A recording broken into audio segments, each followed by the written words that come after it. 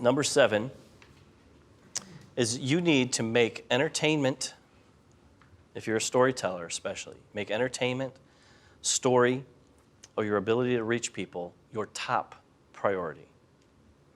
I'm just going to use entertainment as kind of my word here. If you are telling stories, entertainment needs to be your first priority, not your message. Most Christian art and most Christian stories are bad because the message is the most important thing.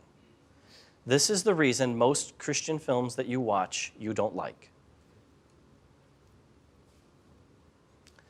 Because what you're watching is not a story, you're watching propaganda. This is totally opposite from the way most Christians approach the arts. But it must be this way. Why must it be this way? First of all, what happens is we think we're being noble by making the message the most important thing. And see, that's in a church setting, that is the most important. Everything in church revolves around when the man gets up and gives the message. But we're not in church. We're telling stories. We're making art. So how do we reach people if we're coming at them with a blunt object like a message? The defenses are going to be up immediately because nobody actually wants to be converted.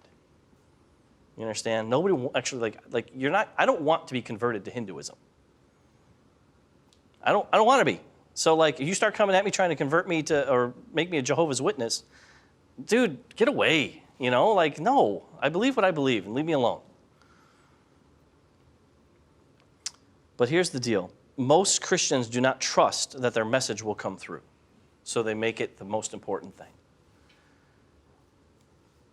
But what we forget is that our message should come out of who we are. It comes out of your soul. So I'm never going to make a film that goes against what I actually believe. It's not really possible. Because as soon as I would say something or create something or shoot something, whatever, I would reject that immediately. I'm like, that's not what I don't want to say that because I don't believe that. And what we have to do is we have to just let the story be. Just tell a good story. So why does it have to be this way? Why can't we just get by with a good message and try to wrap a really good story around that message?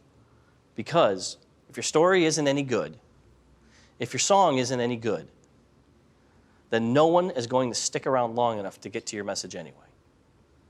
And see, it's the reason why we have what's called in the arts what I like to call the Christian ghetto. There's a reason that the only people who typically watch Christian films are who? Christians. We've heard the phrase preaching to the choir. The only people who watch most Christian movies are Christians. Why? Why would somebody who's not a Christian want to watch a Christian movie? So we need to change. We need to change a few things. We need to say this is going to be entertaining. I have left some of the most amazing content on the cutting room floor. Pick up one of my deluxe editions of the films and you'll see there's some stuff in the deluxe edition that's better than it's in the movie. And I leave stuff on the cutting room floor because if it doesn't serve the story, if it doesn't move the thing along, then it's got to go. I filmed a dude who was the former communist leader of Russia, who had a profound encounter with Jesus and was saved.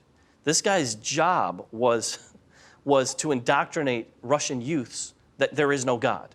Yet he has a personal encounter with God.